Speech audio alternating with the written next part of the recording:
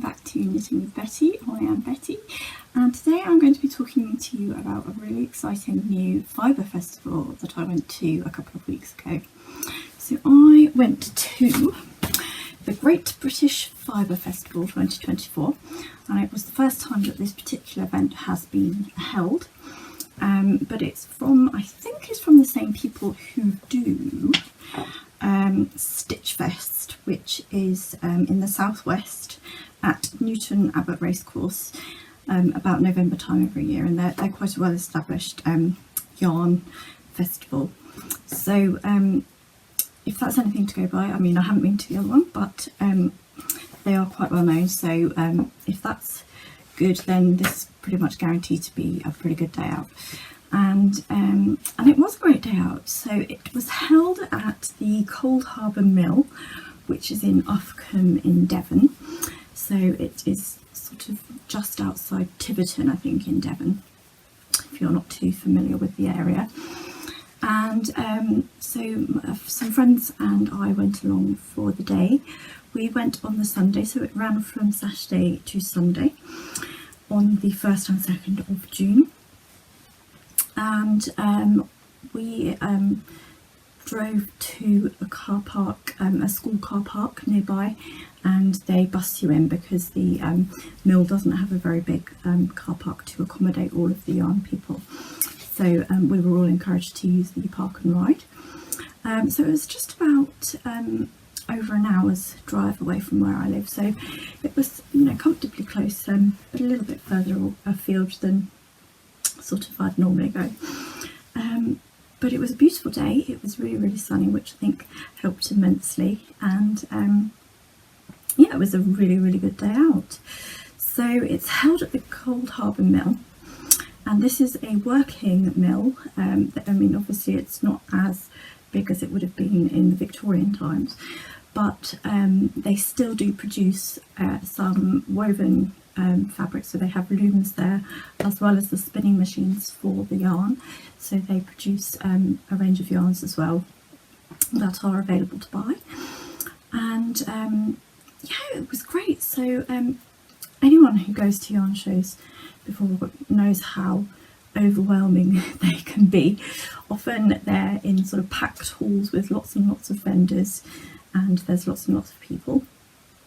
So possibly because it was the first time this has been held, it wasn't as busy as perhaps it could have been, which maybe the organisers, probably they want more people to come, but actually my friends and I found that it was just the right amount of people. So there were enough people to make it sort of seem busy, but there weren't so many people that you couldn't see anything or do anything for the amount of people. And I've been to shows like that where it has been quite overwhelming, and you sort of, during the peak hours during midday, you just go and sit in a corner somewhere away from all the people. So for us, it was just the right amount of people there, and it was such a relaxed festival to go to. So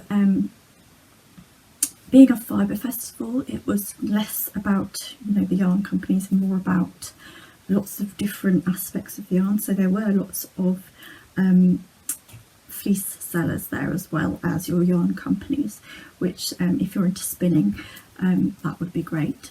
I just want to say, actually, I've just noticed, if you can see my hand, I've been volunteering at the RSPCA Centre recently. I'd go once a week, and kittens have scratched me to death, so that's what that is on my hand, if you've noticed it. But anyway.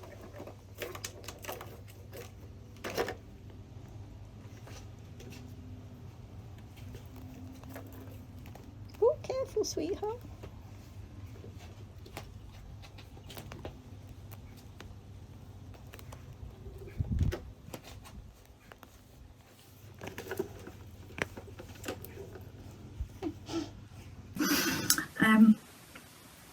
So yeah, the Fibre Festival, there were lots of different fibre kind of companies. So if you're into spinning, there were loads and loads of fleeces that you could buy there, and there were different types. So there were obviously sheep, but there were also alpacas, and that was my favourite part of the show.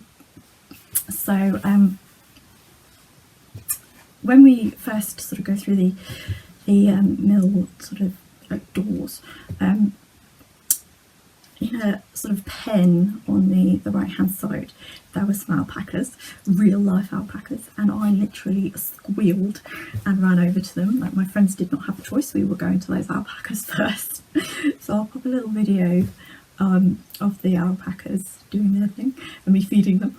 I was very excited about this. So we spent sort of, God, it must be about 15-20 minutes just googling over these alpacas when we first got there, which was quite fun. So I'll pop a video in.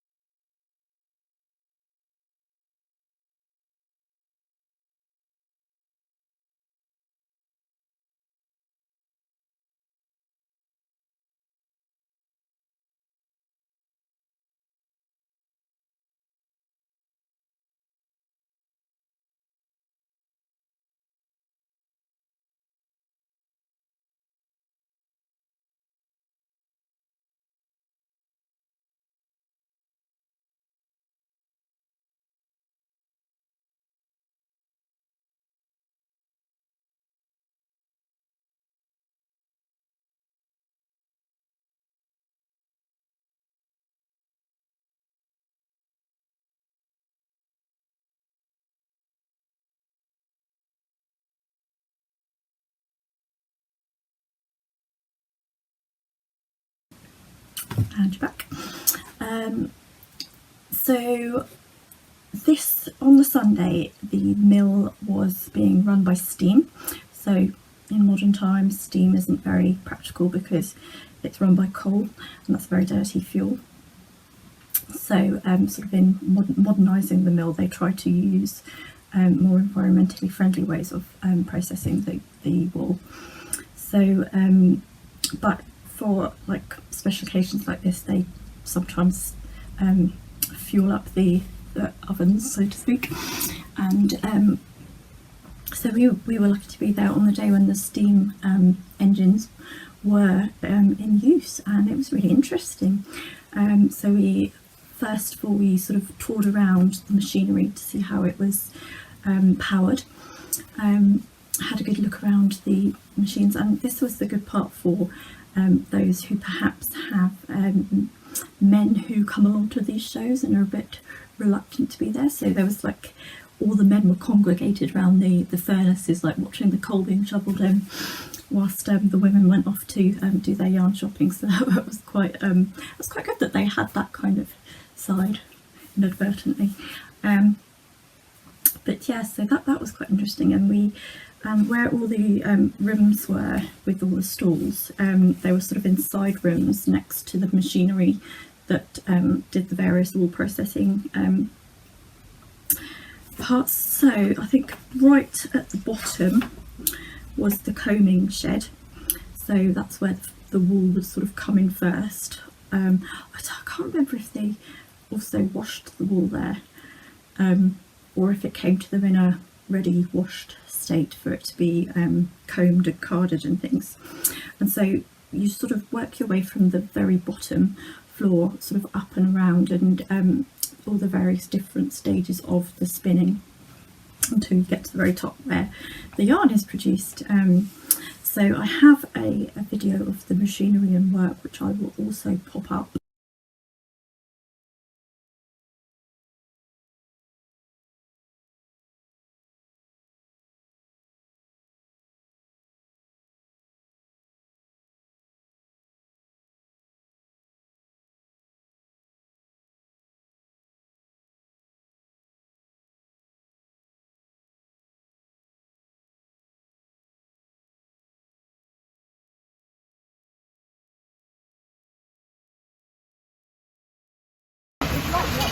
And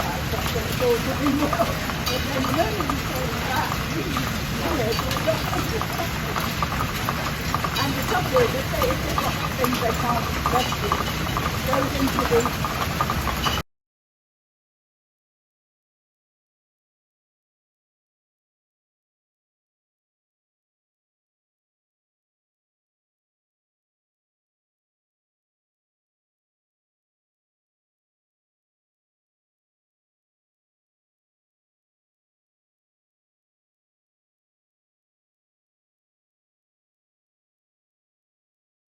But the shops themselves were absolutely brilliant because there weren't loads and loads and loads, but what they did have was quite carefully curated, so that there was this kind of mix between different aspects of yarn.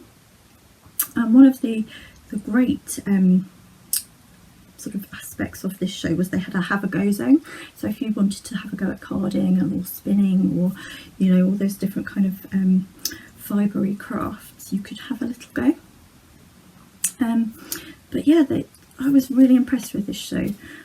Sort of talking to my friends, we were saying, you know, although the factory itself, it was disabled accessible, so there is a lift, so disabled people can get up to the floors and down to the floors below. The fact that it was so spaced out and there weren't loads and loads and loads of people, if you do get like sensory overload, it was really great for that. So keep up the great work, team. Hopefully, like, you want them to be successful and for lots of people to go to the shows, but you don't want so many people to go that it's overwhelming and nobody enjoys themselves. But there also, outside there were food places to get food, and there was a cafe that the mill runs itself. So we initially went to the mill's cafe. As soon as we got there, we had a cup of tea, and it was so picturesque. We sat outside by, I think it's either a river or a stream that runs through, because it was a water mill originally that powered the machines. So we sat by the little babbling brook, and there were ducks on the water, and because it was a beautiful sunny day, we were sitting in the sunshine. So we had a nice cup of tea and sort of looked at our booklets, you know, who did we want to go to first, what did we want to do. So that was really lovely, and the people in the cafe were absolutely lovely. I think they were quite overwhelmed by the amount of people that were there, so they'd roped in, I think it was someone's grandma that they'd roped in to be a waitress, because she sort of looked a bit flustered and like she didn't really know what she was doing. But they were all very sweet and working really, really hard under these conditions where, you know, hundreds of people had descended upon them. I don't think they were used to that many people at one time. And I think that by the end of the afternoon on the Sunday, they had run out of most cold drinks because it was such a sunny day. So they were working really hard, bless them. You can get things like jacket potatoes and paninis and things at the cafe. But yeah, it seems a really lovely place there, and I'm definitely going to take my mum back there, because I know she'll love to have a little look around the factory and see them spinning and the process of making yarns. And also they had the weaving machines there for making fabrics, so I think they make like tartans and checked fabrics and things like that. And it was really interesting because there was a girl who was operating the machinery, and she was explaining to us how the machines worked. And I think because we're so far removed these days from sort of the manufacturing process, I hadn't really sort of clicked how these kind of looms work, and it was fascinating to see that you have on the side, you have like a punch card. So if anyone who does machine knitting here, they'll know that you get punch cards for lace work, and according to the holes, they correspond with the needles on the knitting machine. So it's a little bit like that, but with the loom, where the holes in the punch cards, like little pegs, go into them, and that determines which shuttle shoots across. and it lifts up the shuttles, so you have like 4 or 5 or however many colour shuttles in the pattern that you're weaving, and according to the punch card it moves it up and down with the shuttles that go back and forward to make the checked pattern. I was like, that's so ingenious, and it just goes to show how well built these machines were, because you know, hundreds of years later and they're still working, and they haven't changed the machine at all. It's still perfectly working. So yeah, it was really fascinating to see. And then of course on to the shopping. So shall I show you what I bought? Obviously went to a yarn show, so I had to get some yarn. I'll show you the non-yarn bits first. So it wasn't just yarn companies there, so there were a couple of sort of yarn adjacent kind of companies, and one of which was this sort of basket maker. So I actually bought this for my mum for Christmas, and because it's got William Morris fabric on it, which she really likes. I thought this was a beautiful little tray that you can put on like a coffee table and put your little trinkets in, or just use it as like a drinks tray, which I thought was beautiful. And so if you look at the quilling here, this is actually, like, I have a friend who's a milliner, and this is the way that straw hats are made. So you start with like a sausage of fabric, or what's this stuff called? A jute kind of string stuff, and you actually coil it round and you sew like a zigzag stitch to stitch all the coils together, and that's how proper hats are made, and that's why proper hats are really, really expensive. But I just thought that was beautiful, so I got that for my mum for Christmas.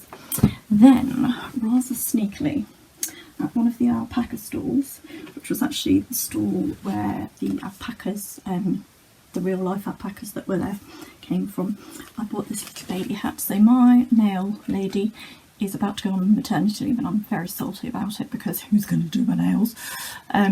But she's having a little girl, so I bought her this little handmade alpaca hat, because no one's going to know I didn't knit it. And it's got a cute little handmade button. Okay. So I'm going to pretend that I made this, but I just thought it was so cute that, and I knew she'd love it, so I got that little hat for her. Then I forgot about my friend here, my little keyring. I just thought this was adorable. Look at its little face. I just love it. So I put a little alpaca keyring. And then I got these needle, what are they called? Pointy protectors. I can't remember what they're called. And the little spooky castles, which I thought was quite fun for Halloween. There you go. So I got those. What I should say, the alpacas that we saw, the little baby one was called Hagrid, and his first fleece was for sale there, which I thought was so cute. If I was a spinner, I may have bought it, but I'm not a spinner. Then on to the yarn. So obviously alpacas being there, I think we've all established by now that I quite like alpaca yarn. So I had to buy some, didn't I? And I had a dress that I took with me, which I'll just get actually. So I have this 1940s, can't get all of it in, dress that I absolutely love, that I want to make a matching cardigan for. And I really wanted to get a colour to match this blue, because I think it's really pretty. It's sort of quite a purpley blue. It's almost like a cornflower blue, but not quite. But so I was looking specifically for yarn. Let me just sort my hair out. So I was specifically looking for yarn for this dress, and sort of my friend had warned me, you know, you might not get an exact match. You might, in that case, want to go for something, you know, quite different, so that it looks like it's not matching on purpose, kind of thing. But I found the perfect yarn. So dress, yarn. Look how great a match that is. Look at it. So this is UK alpaca. So I got this from the alpaca people. There were Lakemore alpacas, and they were selling UK alpaca yarn, which I've used before. So I reckon this company, who do have their own alpacas, they must buy in fleeces from other companies as well to in a bid to have enough to go into production to produce yarns. So that's why I think they have this, because I think it was from their alpacas as well, Lakemore alpacas. But yeah, look at that beautiful colour, and this is a double knit, so it's not really a summer weight cardigan, but I can always do like a lacy pattern cardigan. But yeah, it was such a perfect colour, I couldn't not get this yarn. So I took all that they had left, which was, I think it's 9 balls of 50 grams, and it is in sky blue. But yeah, it was the perfect colour. So I got that. Yeah, I probably won't get around to knitting that for ages though. Then, on a whim, I bought this skein of yarn. This was in like a bargain bin, and I've these guys were at the Southern Knitting Show. Is that what it's called? Southern Knitting Show? I think that's what it's called. That's in, is it in, what begins with Newbury Racecourse. Yeah, anyway, seen them before, and actually the lady recognised me. So this was in their bargain bin, and it is called Lemon Sorbet, and it's a 4-ply. It's blue fleece Leicester, spun in Yorkshire and dyed in Dorset, but it's such a beautiful colour, such a sunny lemon sorbet. It's not showing particularly well, it's looking quite green. Yeah, if I come back here, that's probably more of the colour that it is. But this will probably go really well with my Beanie Baby yarn that I bought, which I think I haven't, I know I've put it on my community tab. I'm not sure if I've put it in a video yet, so next video I will show you that. But there is a picture of it up on the community tab if you want to see what I mean by Beanie Baby yarn, but it's amazing. So I could either put this with that, or look for a 1 skein project to do with that, and it was a bargain at £8, so I just had to buy it because of the joyous yellow colour and at the price.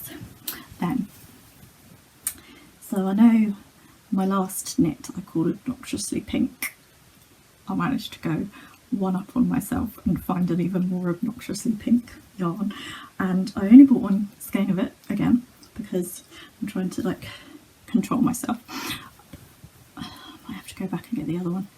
Might contact the lady and see if she's still got it, but it was like it was calling to me from across the room. It's like a bubblegum pink, it's so cool.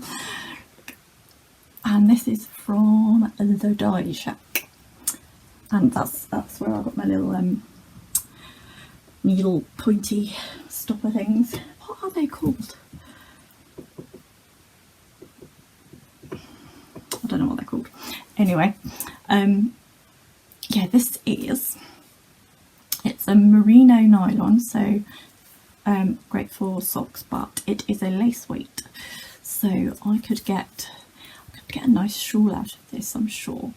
But having got these 2 1 skein wonders, I was thinking of doing a post in the future about 1 skein projects, but vintage style obviously, which can be a little bit tricky because trying to convert grams to ounces and old-fashioned yarns to new yarn could be a bit of a minefield, but I'm going to have a go, and I've already looked through some of my vintage pattern magazine things to try and pick out some patterns. So I've got a few ideas, more than just something like a pair of socks or a shawl, because like, okay, we know I don't like socks. I have started knitting the second sock from I think, was it my 3rd episode or 2nd episode that I had a pair of socks that I did, God, back in March, I think.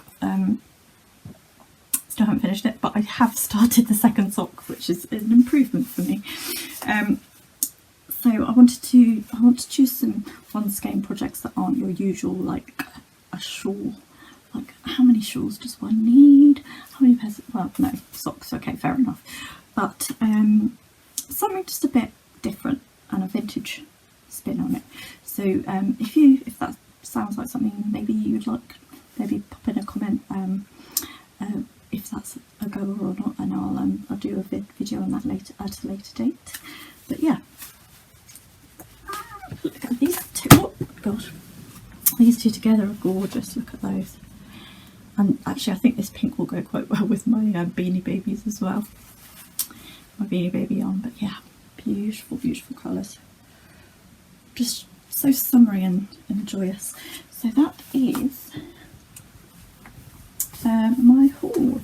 And so if you want to give the alpaca people some love, there was actually two companies. The second, oh god, oh no. So the second was Blacklands alpacas, and actually this was on my list of places I wanted to go and see, because they do very neutral and natural colours. So these are more yarns that are your traditional alpaca colours. So when you see an alpaca out in the wild, so it's sort of the muted fawns and browns and taupes and creams and things like that. Oh, it's made it back to front, hasn't it? I'll put the details in. That's upside down anyway. Oh, that's why. No, it's still back to front. I will put these guys' details in the comments if you want to go and see them. But they did the most beautiful sort of light, almost like a honey colour. Yeah, that's probably the best explanation for it. Let me see if I can find an example. I guess it was more sort of this honey colour here. It was the most beautiful yarn, and I nearly bought some, but I didn't. I was very good, because I don't have a project in mind for it, so I do want to eventually get it once I've chosen a suitable project for it. So check these guys out as well, they were lovely. If you're into alpacas, and both alpaca companies do visits, so farm visits. So if you are on holiday in the Devon area of the UK, these guys, the Lakeland alpacas, or sorry, Lakemore alpacas, they are near Dartmoor, yeah, near Buckfast Abbey. So go and see them if you're in the area. And then these guys are near Axminster, I think. Axbridge. Is that near Axminster? I don't know. I don't know my Devon geography, to be honest, because I usually go to Devon to the coast. So, but yeah, near Axbridge, these guys. So if you want to go and meet alpacas and walk them and say hello to them, then hit them up, they are great. So that is my Fibre Festival review as such. So hopefully it was a success for them, and that they'll be doing one next year. I'll definitely be interested in going again, if not just to see the machinery, because it was so fascinating. So yeah, that was my review. I hope you liked it. If you did, hit the like and subscribe, and if you want to see more posts, then I will pop at the end of this a link to a playlist so you can see lots of different posts.